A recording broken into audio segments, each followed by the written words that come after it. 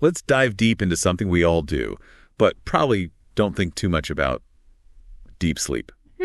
Interesting.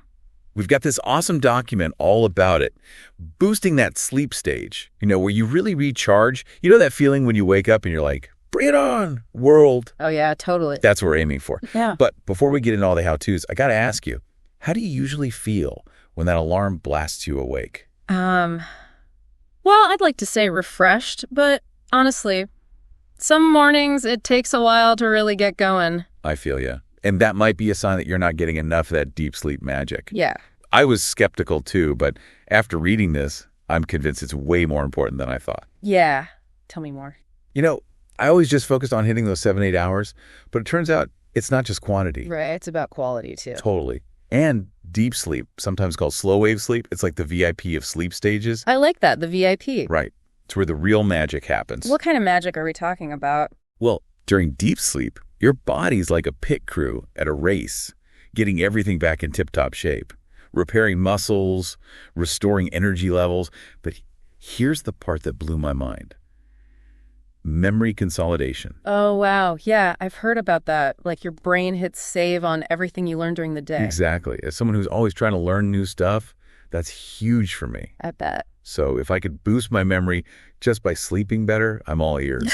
But seriously, is that connection really that strong? Oh, absolutely. In fact, studies show people who get enough deep sleep actually perform way better on memory tests. No way. So it's like overnight tutoring for your brain. Pretty much. It's during deep sleep that your brain replays and strengthens all those neural connections that formed while you were learning new stuff. I'm mind blown right now. Yeah. So it's not just about feeling refreshed. It's about actually improving how my brain works. Totally. This is why we're doing this deep dive, people. Mm-hmm. So what exactly is happening during deep sleep that makes this possible, like on a brain level? Okay, so imagine your brain as a huge network of roads.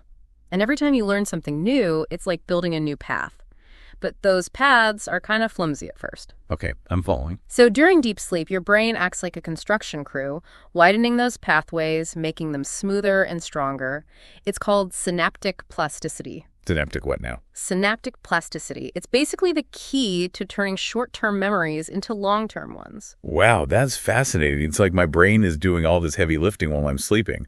So all this time I've been focusing on just getting enough sleep, but I never really thought about the different stages. Right, and you actually cycle through different ones throughout the night. Light sleep, deep sleep, and REM sleep, where you dream. Oh, right, REM sleep, the trippy one. Yeah, exactly. And each stage has its own role, but it's really deep sleep where a lot of that crucial memory consolidation happens. All right, so we've established that deep sleep is basically a brainy superpower, especially for learning.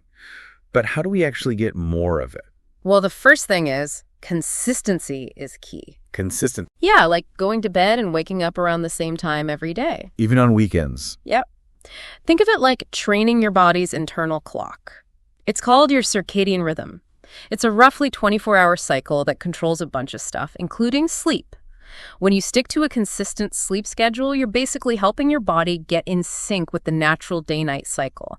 Makes it easier to fall asleep and get into those deeper sleep stages. So no more sleeping till noon on Saturdays, huh? My body will thank me later, I guess. Exactly. It's all about setting yourself up for success. Speaking of which, creating a relaxing bedtime ritual can make a big difference too. Oh, you mean like a little wind-down routine for your brain before bed? Exactly. It's all about sending signals to your body that it's time to start powering down for the night. I've tried that before, but I gotta admit, some nights I just crash into bed without much thought. I get it. We've all been there. But even small changes can help. Think warm bath, a good book, some calming music, anything that helps you de-stress. I've heard light stretching before bed can be good too. What about you? What works for you? Oh yeah, light stretching is great. Personally, I find that just a few minutes of it before bed really helps me unwind. I have to try that. So we're creating a relaxing routine, but what about the sleep environment itself? Does that matter? Definitely. Our source is all about keeping it cool, dark, and quiet. That makes sense, like a little sleep sanctuary. Exactly. And there's actually science behind it. Darkness helps your body produce melatonin, which is the natural sleep hormone. Melatonin, the sleep superhero. Right. And a cool room, ideally between 60 and 67 degrees, helps regulate your body temperature for that perfect sleep zone. Wait, 60 to 67 degrees? I always thought I just liked it cooler, but there's actually science behind that. Yep. It's all connected. And speaking of things that mess with your sleep, we've got to talk about blue light. Oh, yeah, the enemy of sleep. Our source specifically warns about blue light from screens before bed. I mean, I know if I'm scrolling through my phone right before bed, I take forever to fall asleep, but I never realized it could impact deep sleep, too. It totally can. See, blue light tricks your brain into thinking it's still daytime because it suppresses melatonin production. Ugh. So those late-night Instagram scrolls are a no-go. Got it. What else should we avoid before bed? Big meals, caffeine, and alcohol, they can mess with your sleep cycles, especially deep sleep. So, no more late-night coffee or that after-dinner drink. Yeah. Bummer. Yeah, it's tough, I know. But your deep sleep will thank you. All right, I'm starting to get the picture. So we've got sleep schedules, bedtime routines, and what to avoid before bed. What about exercise? Does that affect deep sleep? It definitely can. Regular exercise is awesome for regulating your energy levels, which helps you feel more tired and ready for bed. And it's a great stress reliever, too. Yeah, that makes sense. But I think I read somewhere that working out too close to bedtime can actually backfire. Is that true? It's true. Intense exercise pumps up your adrenaline and raises your body temperature, making it harder to wind down. So it's best to finish your workout at least a few hours before you plan to hit the hay. Okay, so timing is key. Listen to your body. Exactly. And speaking of things that can keep us up at night, stress and anxiety are huge culprits. Look, tell me about it. My mind just won't shut off sometimes. It's a common problem. Stress triggers your fight or flight response, releasing all those hormones that make you feel wired and alert. It's pretty much impossible to relax and drift off into deep sleep when that's happening. Okay, so how do we deal with that stress monster when it's bedtime? Relaxation techniques are key. Deep breathing, progressive muscle relaxation, yoga, mindfulness meditation, all those good things. Right, calming the mind and body. I've heard journaling can help too, just getting all those thoughts out of your head and onto paper. Totally. The source also mentions gratitude exercises. Shifting your focus to the positive can really help ease your mind before bed. That makes sense. Gratitude is powerful stuff. But what about naps? Are those good or bad for deep sleep? They can actually be beneficial, but only if you do them strategically. Short, early afternoon naps can help you recharge without messing up your nighttime sleep.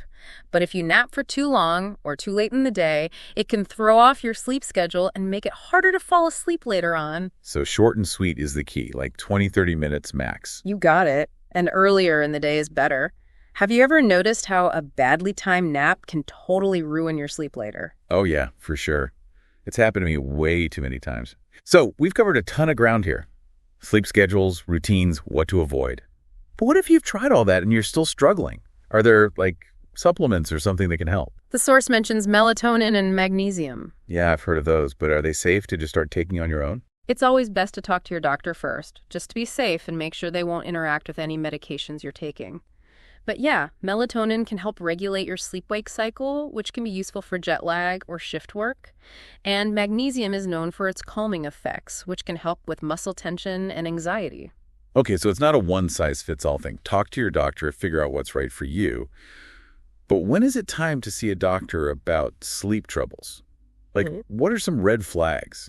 If you're constantly struggling to sleep, feeling exhausted during the day, or you think you might have a sleep disorder, it's definitely worth getting professional help. Right. Sometimes it's more than just bad habits. There could be an underlying medical condition. Yeah. Makes sense. I'm feeling way more informed about deep sleep and how much it impacts everything. It really does. Sleep isn't just about feeling rested. It's crucial for your physical and mental well-being. Totally. I'm starting to see it as a necessity, not a luxury, especially with that whole overnight tutoring thing for your brain. It's all connected. Well, this has been eye-opening. I'm ready to up my sleep game for sure, and I'm sure our listeners are too. But hold on to those thoughts, folks, because we'll be right back with more deep sleep wisdom after a quick break. We're back, and I'm already thinking about how I can get more of that deep sleep magic. Yeah, it's pretty amazing stuff. We were talking about how crucial it is for our brains, especially for learning. Right. It's like a secret weapon for memory and cognitive function. Totally. Before the break, we talked about how lifestyle choices affect deep sleep. Uh-huh. But are there things we should actually be doing before bed to set ourselves up for success? Absolutely. Remember those bedtime rituals we were discussing? Yeah, the wind down routine for your brain. Exactly. It's not just about relaxation, it's about consistency. Creating a pre-sleep routine that signals to your body, hey, it's time to start winding down for the night. Okay, so what kind of activities are we talking about? Give me some examples. What else works besides reading a book or taking a bath? Hmm. Well, think about engaging your senses in a calming way. Aromatherapy can be really soothing. Lavender or chamomile essential oils are great for that. Oh, I love that idea. I'm all about those calming scents. Or try gentle self-massage. Even just focusing on your hands and feet can help release tension. Okay, that sounds amazing. Like a little spa night at home. Exactly. And some people find listening to nature sounds or calming music helps quiet their mind. Yeah, I've definitely tried that before. It's like white noise, blocking out all those distracting thoughts. Right. It's all about creating a sense of peace and tranquility. But let's be real. In our busy world, sometimes sleep feels like a luxury, not a priority. How do we convince ourselves, and maybe even our families, that deep sleep is worth making time for? It's about reframing our thinking. Instead of seeing sleep as lost time, view it as an investment in your well-being, cognitive performance, and even your emotional resilience. Interesting. Imagine if you could boost your focus, creativity, and problem-solving abilities just by prioritizing sleep. Okay, now you're talking. That's a pretty compelling argument. It's like we're giving ourselves a competitive edge by getting enough sleep. Exactly. Especially deep sleep, remember? It's like overnight tutoring for your brain, helping you consolidate all that information you're trying to learn. Right. That alone makes it worth prioritizing. So it's not just about avoiding that groggy feeling in the morning. It's about actually performing better in all areas of life. Exactly. Think about those times you've been sleep deprived. How foggy, irritable, and unproductive you felt. Now imagine the opposite. Waking up feeling sharp, energized, and ready to take on any mental challenge. Oh, that sounds amazing. Like a total brain upgrade. That's the power of deep sleep. I'm sold. But let's get practical. If someone's listening to this and thinking, okay, I'm convinced, but where do I even start? What's the one piece of advice you'd give them? Start small. Pick one strategy we've discussed that resonates with you and commit to it for a week or two. It could be as simple as setting a regular sleep schedule. Okay, consistency is key. We got that. Or creating a short bedtime routine. A little pre-sleep ritual, yeah. Or minimizing screen time in the hour before bed. So, baby steps, right? No need to overhaul your entire life overnight. Exactly. Small, sustainable changes are more likely to stick in the long run. And as you start experiencing the benefits of better sleep, it'll become easier to make it a priority. Makes sense. It's all about building those healthy habits. But what about those times when life throws a curveball? Travel, stress, unexpected events, those things that mess with our routines. How do we protect our sleep when things get crazy? Flexibility is key. While consistency is ideal, there will be times when your sleep schedule gets thrown off. The important thing is to get back on track as soon as possible. Okay, so damage control. Got it. If you're traveling across time zones, try to gradually adjust your sleep schedule in the days leading up to your trip. If stress is keeping you up at night, try some of those relaxation techniques we talked about. Deep breathing, meditation, even just a warm bath. Right, those stress-busting tools. It's about being prepared and having a plan, even when things get unpredictable. I'm really starting to see sleep in a whole new light. It's not just about feeling rested. It's about optimizing our brain power, our mood, our overall well-being. I'm glad you're seeing the connection. This has been such an eye-opening conversation. But before we wrap up this deep dive into deep sleep, I want to leave our listener with one final thought, something to ponder as they continue their sleep journey. We've talked about the science of sleep, all the practical strategies. Right. But there's another layer to this I think we need to touch on, the power of mindfulness when it comes to sleep. Oh, that's a great point. Mindfulness isn't just for meditation. It's about paying attention to your thoughts, feelings, and bodily sensations without judgment.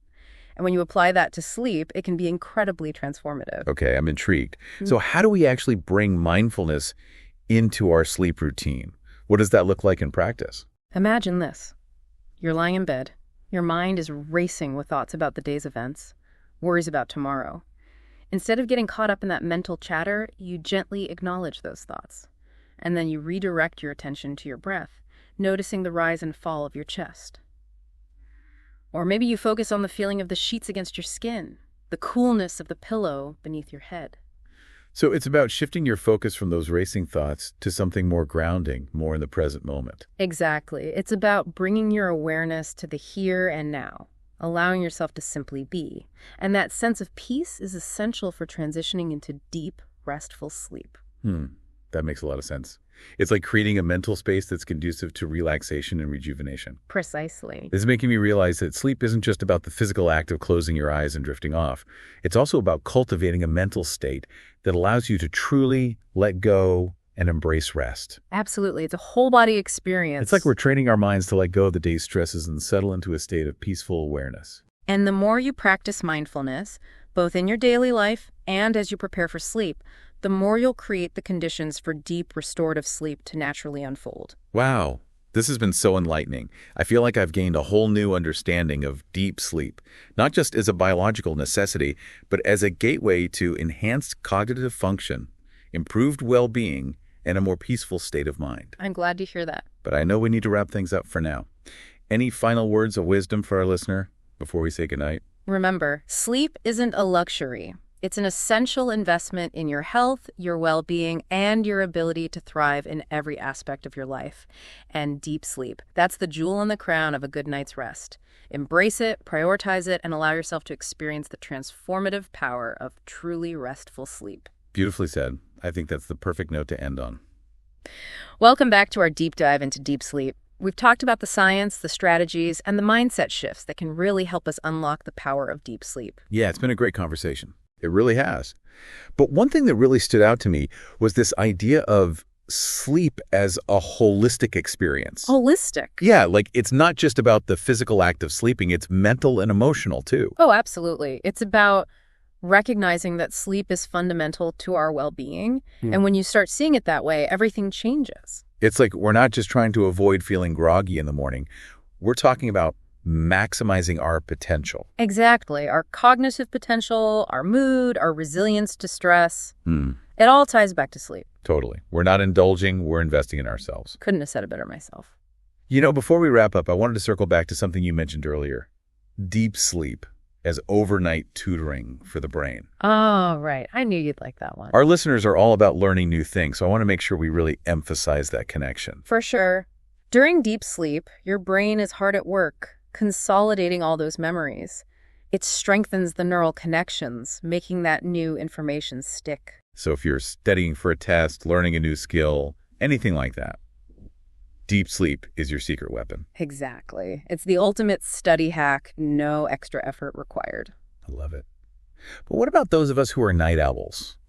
You know, those people who just don't feel tired until late at night. Good question. Our natural chronotypes do play a role. Chronotypes. Yeah, like whether you're a morning person or a night owl. Right. But there is some wiggle room. You can actually shift your sleep schedule. It just takes time and effort. So night owls can become early birds. Is there hope for me? There's always hope. The key is consistency and creating a sleep-conducive environment. So those tips we talked about, like minimizing light at night, having a relaxing routine, cutting out caffeine before bed, those would help. Absolutely. Those strategies help regulate your natural sleep-wake rhythms, no matter your chronotype. Got it. It's about working with your body, not against it. Exactly. And remember, sleep is a journey, not a destination. Ooh, I like that. There will be nights when you don't sleep well, and that's okay. Just approach sleep with curiosity and self-compassion.